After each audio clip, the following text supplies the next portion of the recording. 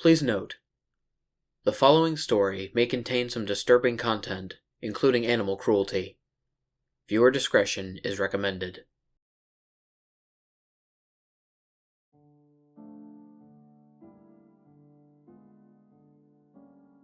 It was a cold winter night at my older cousin's place when he told me that there was no such thing as Santa Claus. I was telling him about my Christmas list for Santa while he listened unamused and played PlayStation. He just said it so flatly, as if it were obvious. I, of course, couldn't believe him.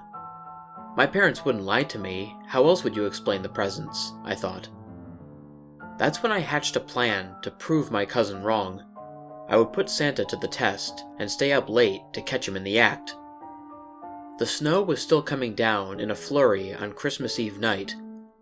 I waited until my parents had both gone to bed and the house seemed dead quiet. I crept through the dark house, illuminated only by the colorful Christmas lights glowing from the pinewood Christmas tree. Even our golden retriever, Fido, was resting in his doggy bed by the tree near the empty fireplace with my red Christmas stocking hanging above. Outside the window was a desolate wasteland of snow. All seemed silent and calm, with no sign of Santa. I ducked behind the couch to hide from St. Nick as I fixed my eyes firmly on the chimney and waited patiently. I wasn't used to staying up past my bedtime, so, I admit, I got a little sleepy, but held my eyes open and jolted back awake each time I began to nod off. Suddenly, I heard a horrible sound that grabbed my attention. The loud noise I heard was something violently making its way down the chimney. Next, I heard a terrible, inhuman shriek. I watched on with curious anticipation from behind the couch. What emerged from the fireplace was not St. Nick. Perhaps just the opposite. The dark form crawled from the stone mantel and stood to its feet. It was about 7 feet tall, a dark and looming figure. I saw it faintly at first by the light of the Christmas tree. I had no idea what it was or what it wanted. When the creature turned, I saw its face. It had large, glowing, circular white eyes and a wide mouth of mangled teeth jutting out in every direction. I was shaking and cowering in fear as I watched the unknown thing stalk around my home. The tall and unnerving beast looked like some sort of freakish cross between an anglerfish and a human shape. The skin, from what I could see, somewhat resembled the scaly body of a reptile, like that of a dark snake, lizard, or alligator. Its haunting white eyes projected a glow of light wherever it faced. In some regards, it looked to be a specter, as it hunched over and walked, lurking throughout the house. Finally, it made its way to the plate of cookies we left out for Santa on the table. It snatched them up and dumped them into its massive jaws, eating them all in one bite, before pouring the glass of milk down its throat as well. Then, the gruesome creature's eyes darted around the room, looking for something else, before ultimately landing on Fido, asleep by the tree. The disturbing beast stared at Fido hungrily, before making its way over to the poor, defenseless hound. The creature lifted Fido up above it, and emitted a dreadful, spine-chilling shriek as it opened its mouth, slowly unhinged its jaw, and began to consume the dog as he fought and whimpered. Its massive jaws clamped down and started chewing, until the dog's noises ceased, and it had swallowed the whole carcass, with blood dripping from its large teeth.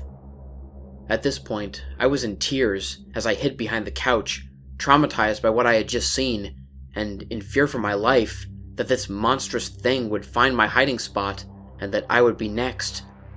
In its eyes, there was an unmistakable intelligence and a true dark malevolence I can't quite explain or describe.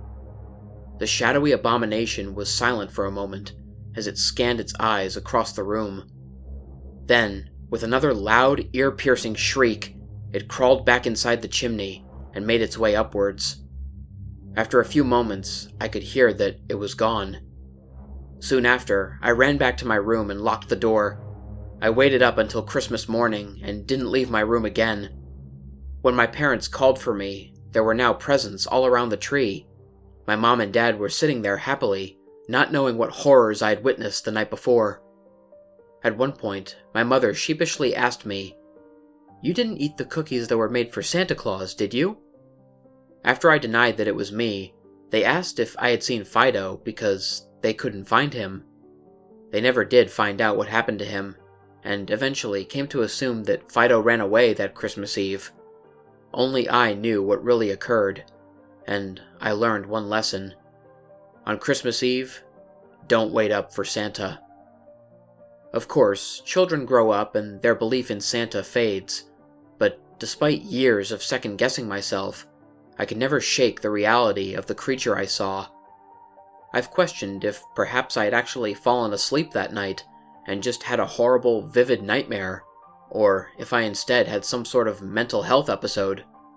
However, it wouldn't explain where my childhood pet had gone, or what happened to the Christmas cookies that even my parents noticed were eaten. If what I witnessed was truly real and physical, then why didn't its shrieks wake Mom and Dad? I've long wondered. My advice for children on the night of Christmas Eve is this.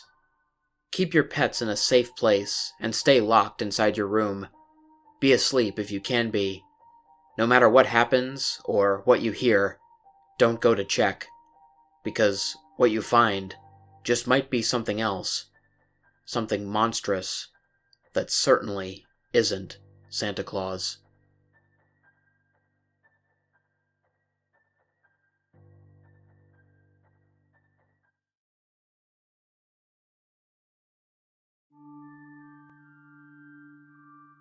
What's up, everybody?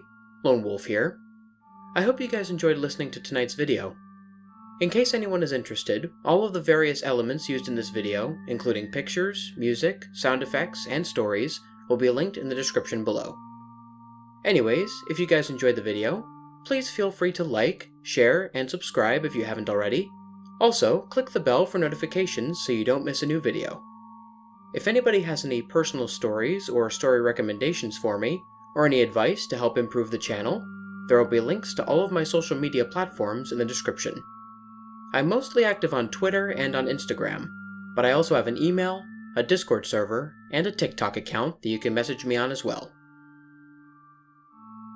Until next time, stay spooky. And remember, the hunt begins when the moon is full.